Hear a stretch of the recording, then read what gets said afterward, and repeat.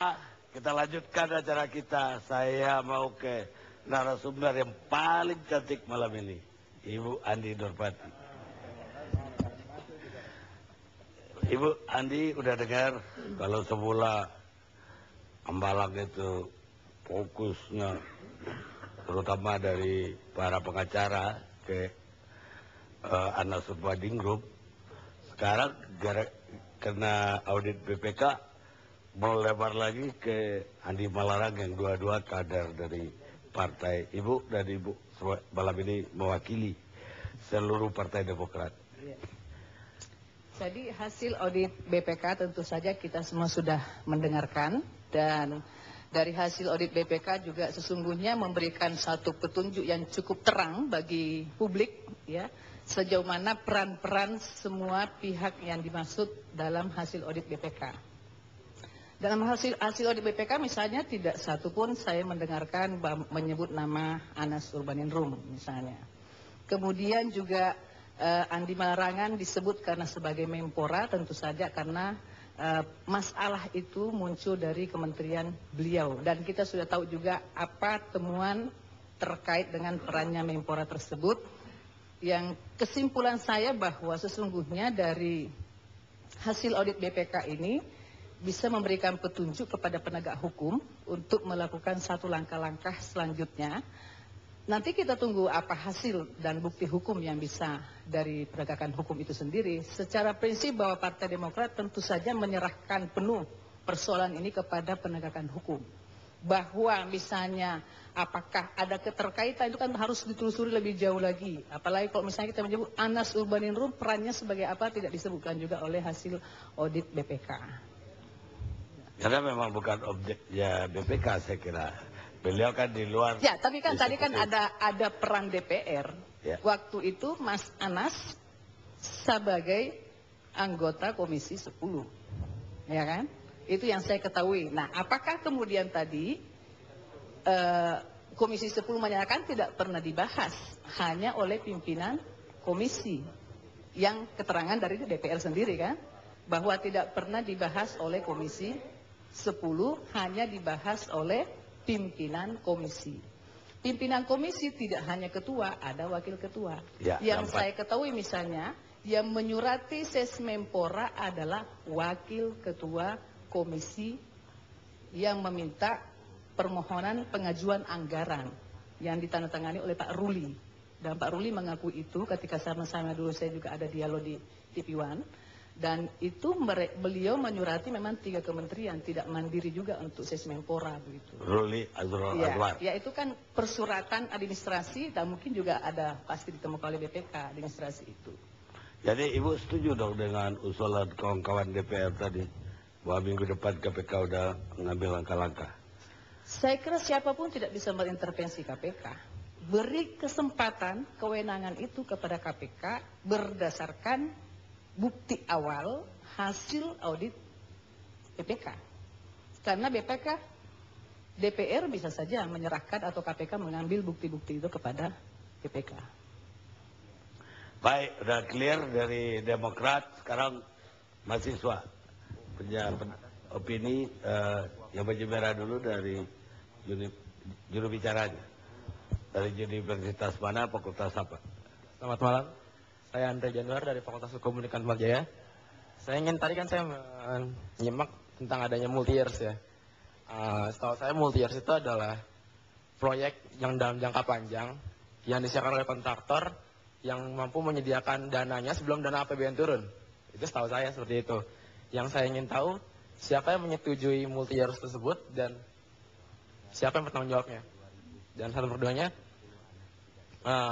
proyek Hambalang ini kan tadinya cuma mau di 2 lantai ya, tapi terjadi dengan 14 lantai. Dari itu tersebut bisa dilihat penyalahan guna dari beberapa pihak tentang sertifikat tanah dan IMB tersebut. Terima kasih. Baik, Atma Jaya. Iya. Pak Adu kali ya jawab. Baik.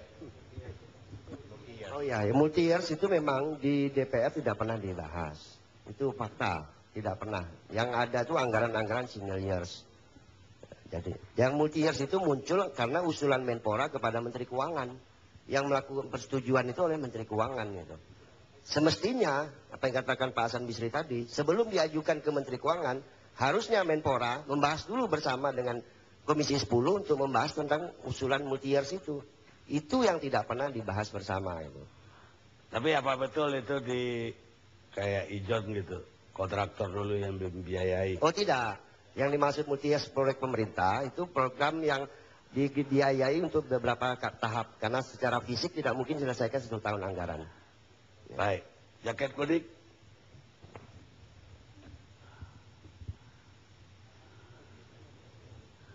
Sebutkan namanya. Ya, baik, selamat malam. Saya Erik Andika dari Fakultas Hukum Universitas Indonesia.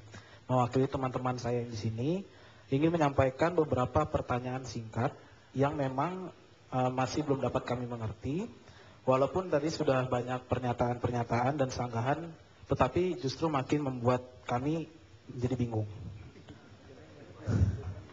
Ya, pertanyaan yang pertama, apakah mungkin proyek yang merugikan negara sebesar 243,6 miliar ini hanya diketahui sampai kepada tingkat eselon 1. Kemudian, kenapa Menteri Pemuda Olahraga Menpora yang menjabat saat ini itu namanya tidak naik tingkat menjadi tersangka maksudnya.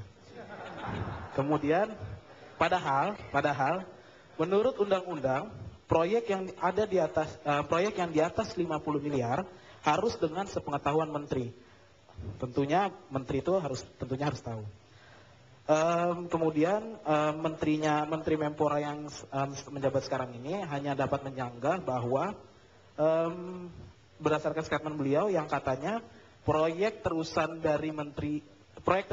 ini merupakan proyek terusan dari menteri sebelumnya. Yang tadi juga sudah disanggah, yang sudah disanggah tadi dari Bapak Adiaksa. Nah, menurut pandangan kami di sini seharusnya memang tersangka ini bisa berasal dari salah satu dari beliau-beliau tersebut. Terima kasih.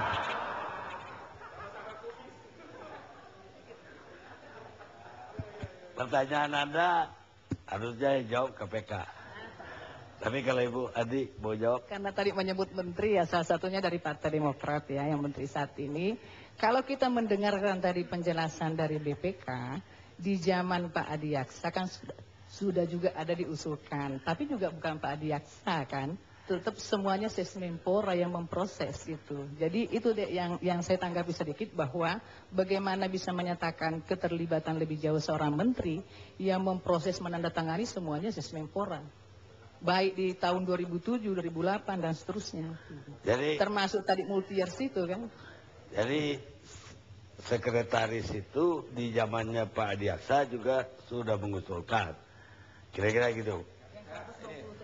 Yang 100. Point of order, saya kira salah itu. Di zaman saya sekali lagi tegaskan nama Ade ya. Zaman saya itu hanya 125 miliar. Pengajuan anggaran ke multi year, tidak ada multi years, ada single years. Itu 1 tahun selesai. Gitu loh Bu ya. Jadi itu sepengetahuan saya. Tahu 125 miliar. Ada side plan-nya, ada KDB-nya ada.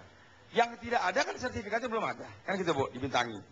Jadi kita tahu. Jadi nggak bisa bilang saya nggak tahu. Karena menteri itu pengguna anggaran Bu. Ya kan, saya kan pengguna anggaran. Saya memberikan kuasa pengguna anggaran kepada Sesmen. Sesmen kemudian membentuk PPK. PPK membentuk panitia lelang. Bagaimana caranya menteri tidak tahu? Yang jadi persoalan adalah perubahan dari 102. Seandainya 125 itu dicairkan saja. Ya Pak. Kemudian dibangun seperti side plan, master plan kita. Nggak ada masalah. Tapi kan tiba-tiba dari 125 yang dibintangi di zaman saya berubah menjadi 1,5 triliun, berubah menjadi 2,5 triliun. Kan ini masalahnya, itu timbul di situ. Ya kan? Nah, jadi artinya bahwa kalau sampai tender di zaman saya tidak pernah ada tender di atas 50 miliar, Bu. Ya. Kalau 50 miliar Kepres jelas nomor 80 tahun 2003 harus ditangani oleh menteri. Ya kan? Jelas itu. Saya tanya teman-teman orang komisi. Jadi ini Sesmen, makanya tadi kalau dikatakan Sesmenpora, Wafid, saya nggak ngerti kalau sekarang dia berani berbuat sendiri dengan merubah sekian anggaran dari 125 menjadi 1,2 triliun. Kalau dia berubah sendiri itu saya nggak masuk akal saya. Ya, jadi saya nggak ngerti. Baik. Apakah dia jadi salah? Jadi ini harus dijelaskan. Jadi jangan dibilang kelanjutan dari saya. Tidak ada ini program-program baru, side plan baru, master plan baru. Itu loh harus dijelaskan. Jadi Baik. jangan nyeret-nyeret orang yang nggak, jangan borok-kokok. Boroknya di sana, kokoknya ke sini. Itu saya nggak mau. Gitu. Tanggung jawab dunia akhirat. Kita istirahat sejenak.